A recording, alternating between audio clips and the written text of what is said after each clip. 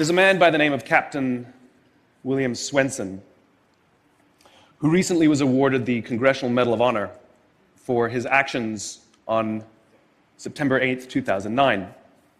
On that day, a column of American and Afghan troops were making their way through a part of Afghanistan to help protect a group of government officials, a group of Afghan government officials who'd be meeting with some local village elders.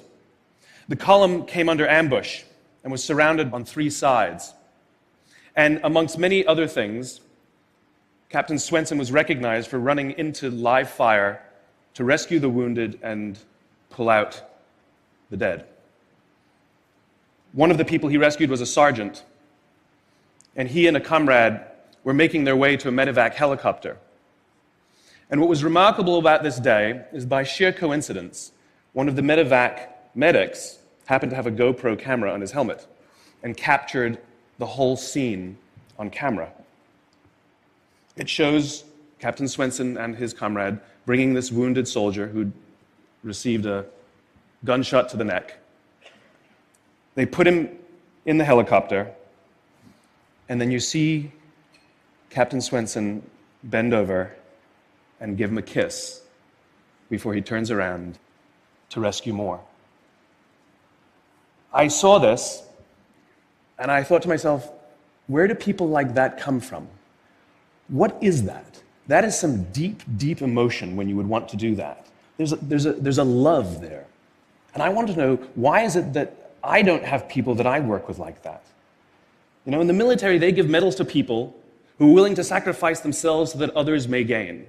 In business, we give bonuses to people who are willing to sacrifice others so that we may gain. We have it back, right? So I asked myself, where do people like this come from? And my initial conclusion was that they're just better people. That's why they're attracted to the military. These better people are attracted to this concept of service. But that's completely wrong. What I learned is that it's the environment. And if you get the environment right, every single one of us has the capacity to do these remarkable things, and more importantly, others have that capacity too. I've had the great honor of getting to meet some of these who we would call heroes, who've put themselves and put their lives at risk to save others. And I asked them, why would you do it? Why did you do it? And they all say the same thing, because they would have done it for me. It's this deep sense of trust and cooperation. So trust and cooperation are really important here. The problem with concepts of trust and cooperation is that they are feelings, they're not instructions. I can't simply say to you, trust me, and you will. I can't simply instruct two people to cooperate, and they will. It's not how it works. It's a feeling. So where does that feeling come from?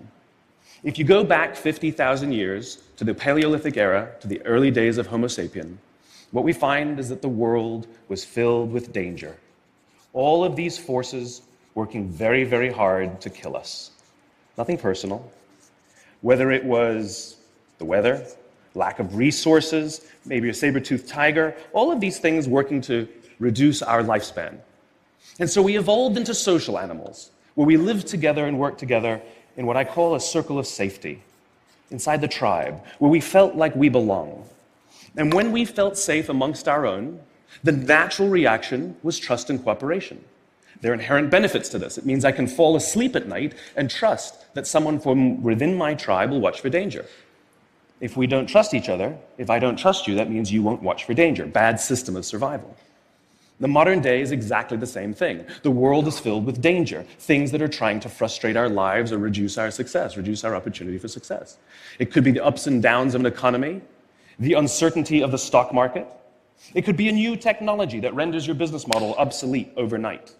Or it could be your competition that is sometimes trying to kill you. It's sometimes trying to put you out of business, but at the very minimum is working hard to frustrate your growth and steal your business from you.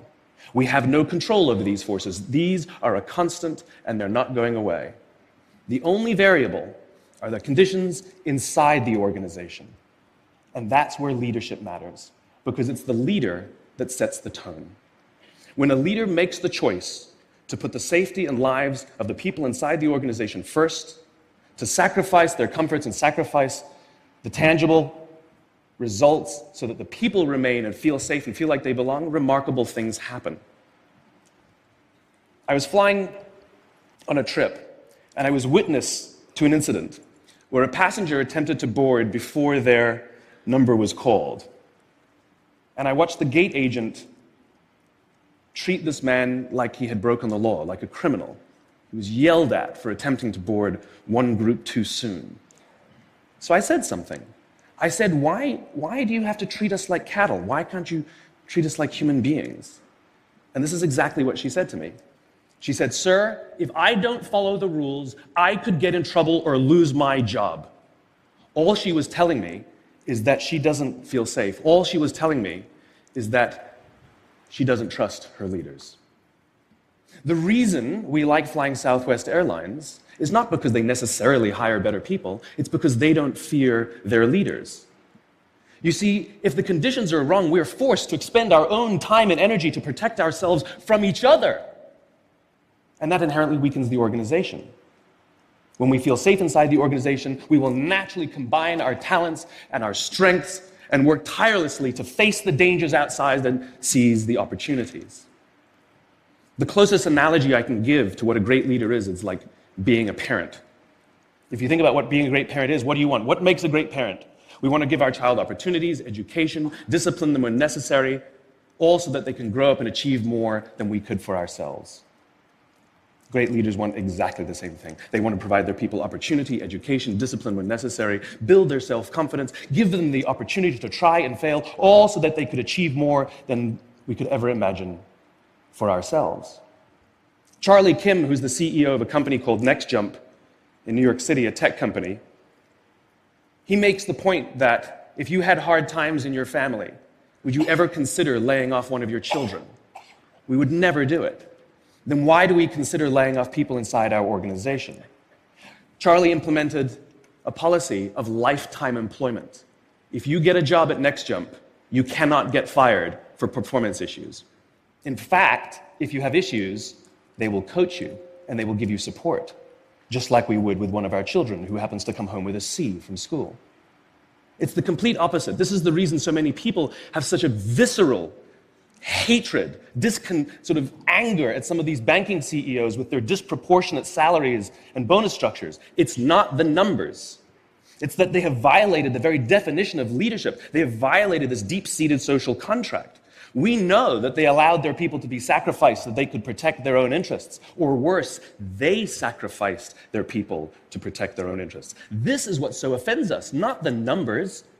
Would anybody be offended if we gave a $150 million bonus to Gandhi?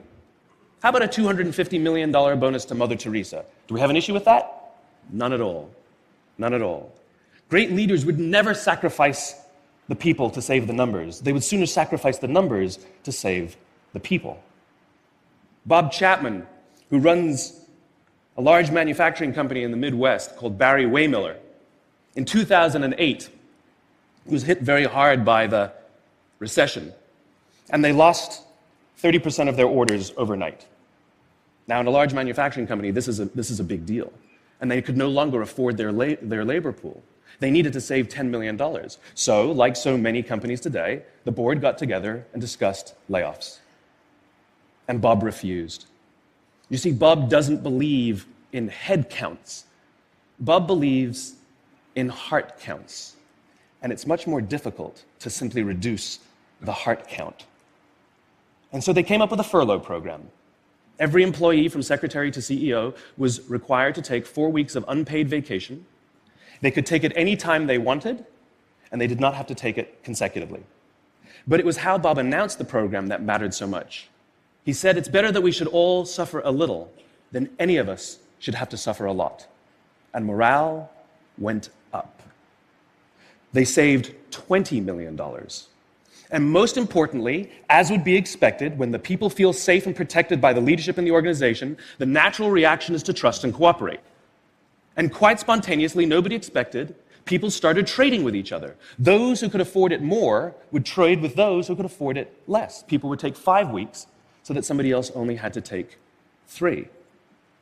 Leadership is a choice. It is not a rank.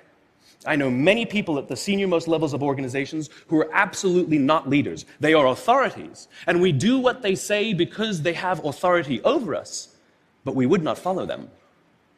And I know many people who are at the bottoms of organizations who have no authority, and they are absolutely leaders. And this is because they have chosen to look after the person to the left of them, and they have chosen to look after the person to the right of them. This is what a leader is. I heard a story of some Marines who were out in theater, and as is the Marine custom, the officer ate last, and he let his men eat first.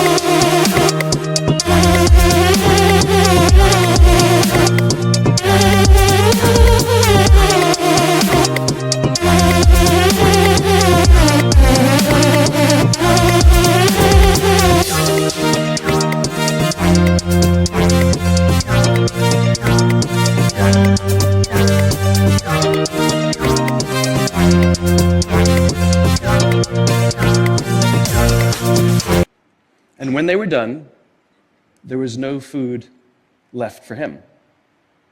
And when they went back out in the field, his men brought him some of their food so that he may eat. Because that's what happens. We call them leaders because they go first. We call them leaders because they take the risk before anybody else does. We call them leaders because they will choose to sacrifice so that their people may be safe and protected, and so their people may gain. And when we do, the natural response is that our people will sacrifice for us. They will give us their blood and sweat and tears to see that their leader's vision comes to life. And when we ask them, why would you do that? Why would you give your blood and sweat and tears for that person? They all say the same thing. Because they would have done it for me. And isn't that the organization we would all like to work in? Thank you very much. Thank you. Thank you.